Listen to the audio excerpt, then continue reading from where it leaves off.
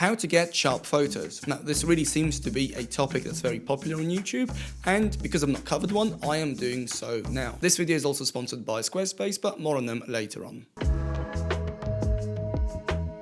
Gear seems to be the first solution that most people resort to. Now, of course, a brand new top-of-the-range Sony G Master lens will be noticeably sharper than a 40-year-old Minolta. Yes, an APS-C sensor will produce cleaner and sharper results compared to an iPhone sensor in low light. And yes, a cheap $60 Amazon special lens will be noticeably softer compared to a mid-range or even top-of-the-range lens that's 10 times the value. When comparing extremes, gear really does matter. However, with all that said, if you have a mid-range camera and lens from the last 5-6 years, you have everything you need to take a perfectly sharp picture.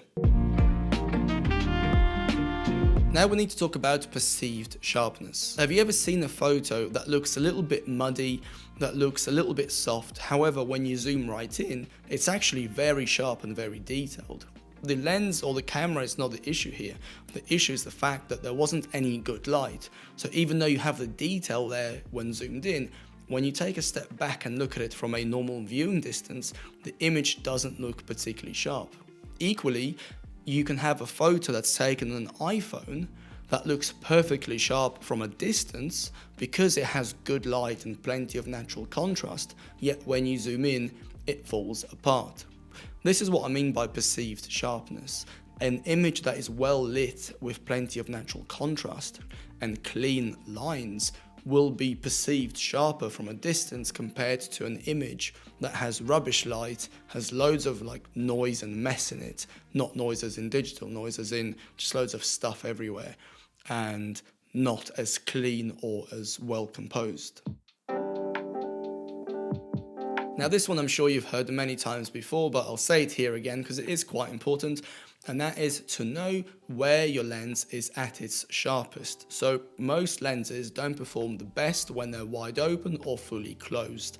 They're generally the sharpest somewhere in between the range, or in the middle of the range, sorry. So for example, if you have an f2 prime, then probably f8, f11 is where the lens will perform the best. Now, don't take my word for it because each lens is different. Instead, test it. So take a photo of something with a lot of detail and take a photo wide open, f2, f5, f8, and all the way up to f22 or f16. And then when you import into Lightroom, zoom right in and just see which aperture value is the sharpest. Now, is that going to make a huge difference? Not really. However, it's a very easy point that you can claw back in terms of sharpness. Now, personally, I shoot at wide open, well, not wide open, but let's say wide open to a couple of stops after it, because I like to have my photos soft. However, I would avoid closing down to f16 or f22 because that's when you get diffraction, and in my opinion, that really looks a little bit messy, just not very pleasant at all. Now, ISO doesn't have a direct correlation with image sharpness. However, the higher the ISO value, the more noise you will have, and the more noise you will have, the less detailed you will have in the image, therefore the less sharp that it would look. So this is something that you need to balance out, and at the end of the day, just be aware that if you start shooting at 6400 or above, or even 3200 ISO on smaller sensors, you will start to lose sharpness. This is where the argument for full frame and medium format cameras comes in, because if you find yourself shooting at higher ISO values or in lower light more often, then those are the cameras that I would probably recommend. Whereas if you only shoot on a sunny day, then maybe a APS-C or even a smaller sensor will suffice.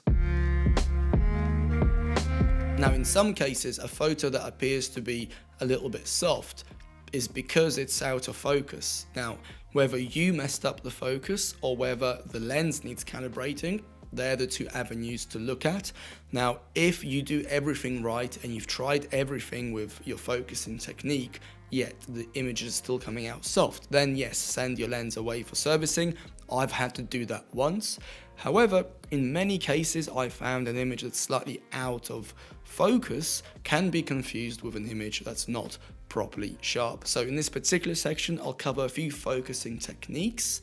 that should help eliminate this as a risk factor. Now, most cameras will have 3 focus modes. They're called different things by different brands, but they all do the same thing. The first one is a single autofocus mode. That means when you focus, the camera acquires focus and it locks. So if you move the camera or the subject moves, it's not going to change focus. There's continuous autofocus, and basically that's where you focus on a subject, however the camera tracks what the subject is doing and tracks any movement. So if it gets closer or further away, it will compensate for that by refocusing automatically. And finally, you have the traditional manual focus. Now, where you would use each one of these is different. If you're shooting mostly still life, and if you're not moving yourself, then I would suggest using a single point autofocus, because there's nothing moving in the scene and it removes the risk of the camera accidentally hunting around because it suspects something will move in the scene. Now, if you're moving or your subject is moving, then you want to use continuous autofocus, because that's when the camera will try and track for any differences in distance.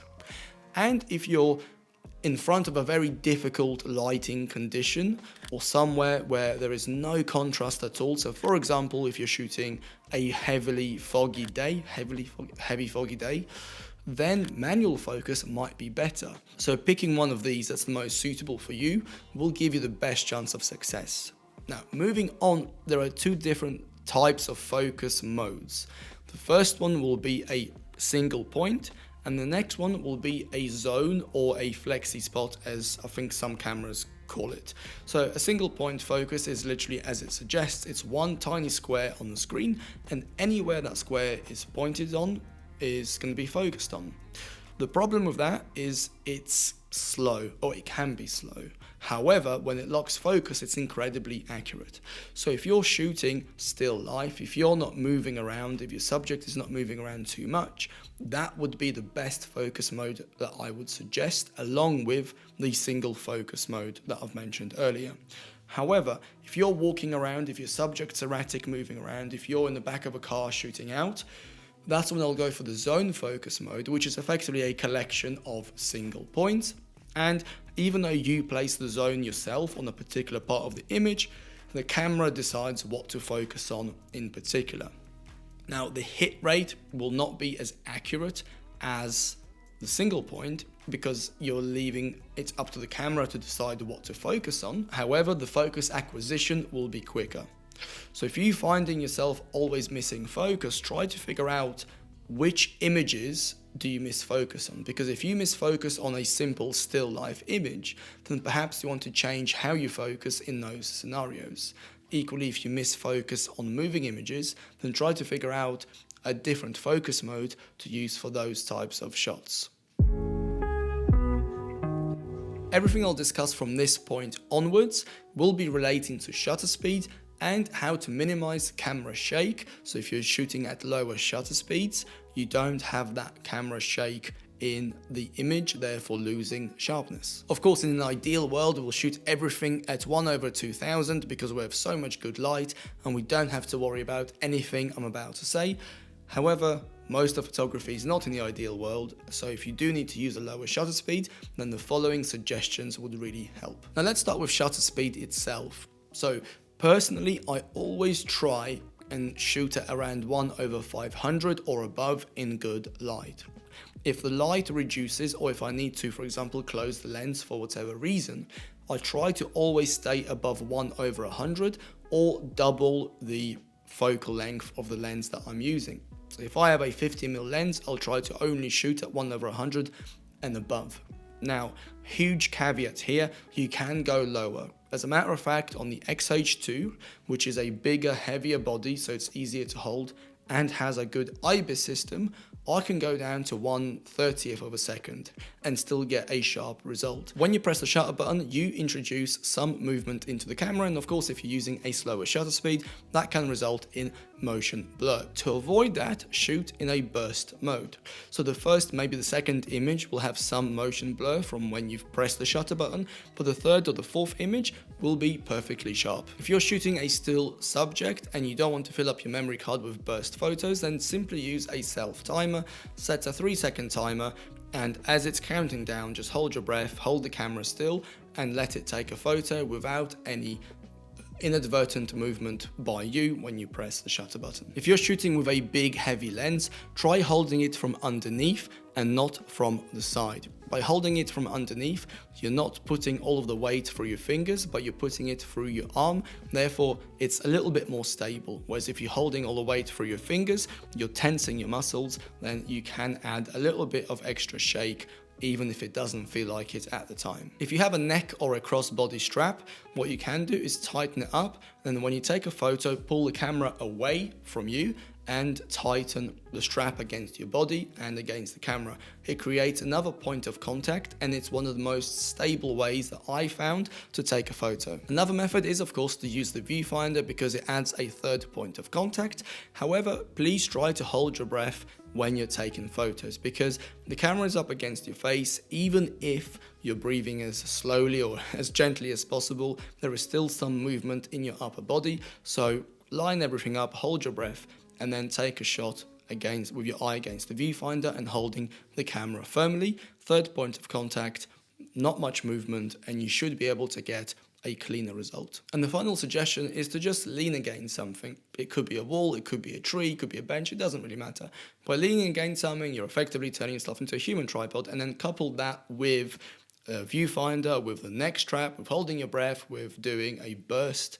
You're just removing the risk factors of adding motion blur into your photo, therefore increasing the chances of having a tack sharp image.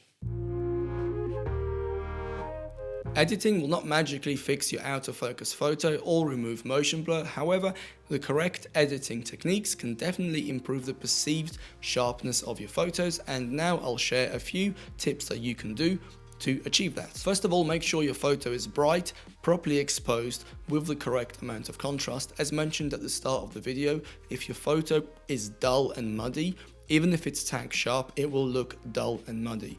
Make sure the exposure is correct, make sure it's bright, make sure that the highlights and the whites are actually white or close to white. Make sure that there is no muddiness in the shadows, and generally having a bright, well exposed image will improve the perceived sharpness of that particular photo. Of course, the best way to sharpen the photo is to apply sharpening. However, you have to be very, very careful, because you can also do the opposite and make the image look crap.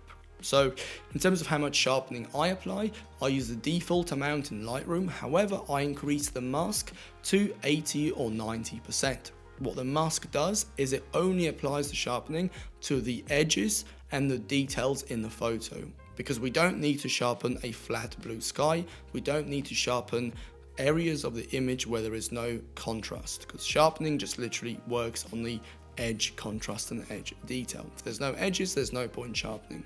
So by applying it selectively, we are increasing the sharpness of only the areas where it actually matters, and we don't ruin everything else. Also, this can be applied to clarity as well. You can apply clarity, but do it selectively and only do it on the edges and the areas where it really matters. To do this, I just use a brush tool and paint it in as required. And the final tip is to use the spot removal tool and get rid of chewing gums, of random reflections, of cigarette butts, of rubbish, or any small detail that's strange, that's weird, that looks dirty, messy, that shouldn't be there, and generally just clean the image up, because the cleaner the image is, again, the sharper it would appear. Of course, it makes no difference to the image sharpness, we know that, but it does make a difference to the perceived image sharpness, especially when you're looking at it from a correct viewing distance. Okay, that's all for this video. I hope you found it useful, and I hope you've picked up one or two little things that you can try yourself and see if they work or not. Anyway, if you have other suggestions as to how to improve the sharpness of your photos, please use the comment section for that. Thank you for watching, and I'll see you in the next video. Bye. I want to take a moment and thank Squarespace for sponsoring this video. I've been using their services for over 5 years, and I couldn't be happier with what they have to offer. I use Squarespace to publish my travel and photography blog, where I write about gear, travel, photography, and more.